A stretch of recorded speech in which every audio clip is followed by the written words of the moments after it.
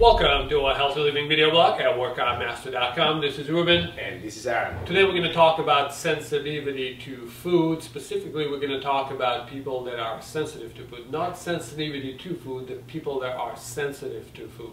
So let's tear this one apart. Absolutely. Oftentimes it comes to our attention from clients, friends, and ourselves that you react to certain foods that are, although you think they are really good for you, they might actually be getting a nasty reaction from it. Some days it sits really well in your stomach, and some other days it gives you minor indigestion. It can give you even as far as diarrhea or any other kind of symptoms from not agreeing with that food.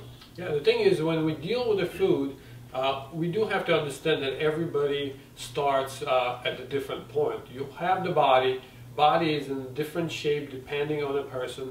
Some people are healthier than other ones. Some people can deal with things better than other people. And everybody have to go through different stages. We do deal with a lot of clients that have all kinds of different sensitivity problems. Ruben has his own sensitivity problems. I'm probably less sensitive to foods than majority of people, at least the way I perceive it. But nonetheless, we have to understand that there is an issue of people being sensitive to very specific foods. Now, what we would recommend to the people, what they should be doing? What do you think? Well, I'll cite my example of what was happening to me. At one point, for years, I actually thought that I was lactose intolerant, and as a matter of fact, I am not. And this is the bottom line. However, some days milk can actually sit really well in my stomach, and some other days it doesn't. What I'm trying to actually find out by means of experimenting is that when I started drinking milk, by reasons that I had to adhere to, what I was noticing is that the milk was not hitting me well at all, and I was only consuming about a cup with each meal.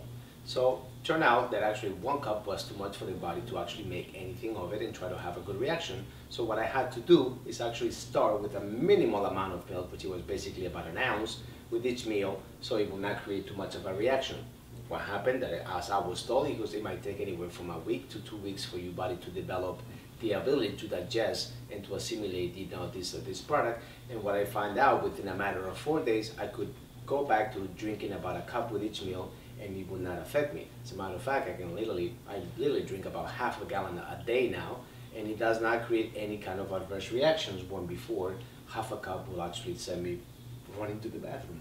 The thing is, let's say it's a simple example. Milk seems to be a simple product, yeah? Yes. But it's not necessarily not that simple, because when you start thinking about it, milk can come from different cows. Different cows can have different issues. Different types of bacteria. Yes, they can pull the milk from different cows to one specific thing, one brand. The brand can have very specific examples of that particular brand, so it can get quite technical, quite complex for people. So we've seen people, if they change the brand of the milk, they feel better. I can tell you my personal experience, if I have a raw milk, more than the 1 cup of it, I don't feel good. I can handle a cup, but if I have a second cup, it's just not going to agree with me. Now, does the same thing happens when I have low heat pasteurized milk? No, I can have a lot more of it. Now, can I have 4 cups? No, I can't. So it all depends on what it is. So we kind of tend to put like a dairy, it just goes in the category of dairy. Right. You know? And then the milk is complicated. And when we talk about milk is complicated, after that we go to like a ice cream, we go into butter. There's a technology, there's a process, the way it's made.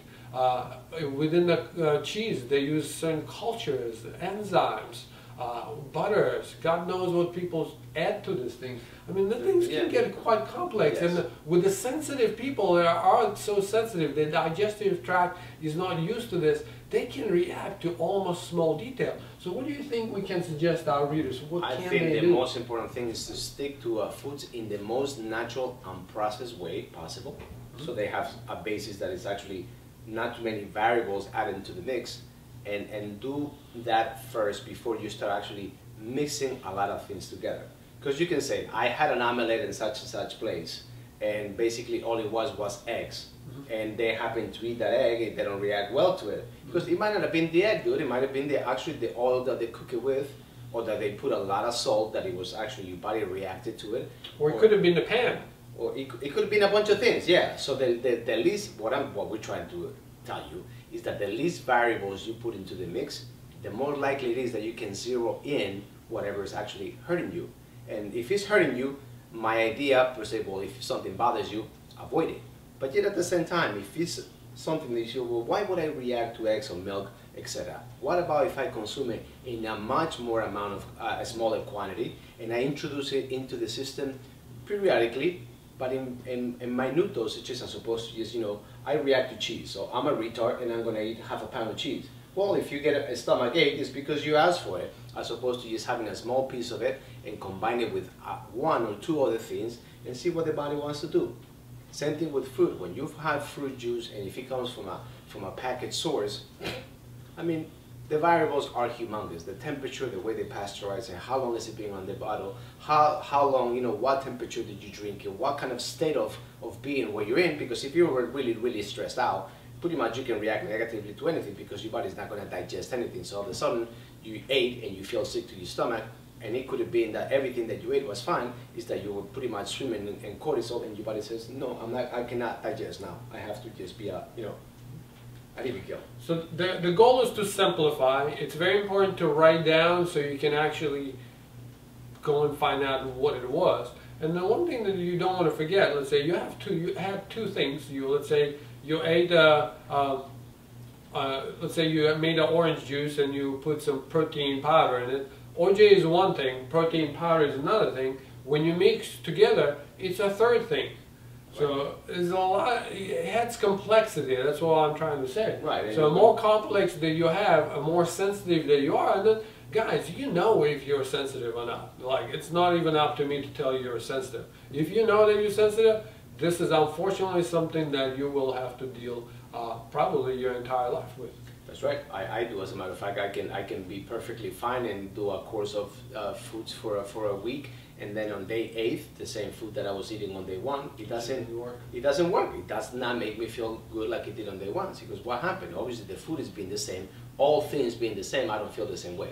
And what happens, most likely, is it has to do with the stress levels that have been accumulating through the week, and it gets to that day, something happened, the shit hits the fan, and all of a sudden you're not doing well, and your body does not want that food. Yeah. It will not want that food like it will not want anything else for that matter. It's not that at that moment you became, intolerant to lactose. It could have been any other fruit, it could have been cheese, it could have been anything else that you ate that your body says no.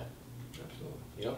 Did you want to add anything else? When it goes to sensitivities and stuff like that, we hear that there's all these different tests to test what you're reacting to. Alcat, ELISA, MRT, those are fine. But I think that that it goes beyond those, because I'm willing to put my hand in the fire for this. That if I was to test myself on a monthly basis with all the up and downs that can happen in everyday life, that you will test in those tests, and if you could do all 3 of them at the same time would be better. Except it will cost you several $1,000s, and see what happens. A lot of those tests, they will show that reliability is not 100%.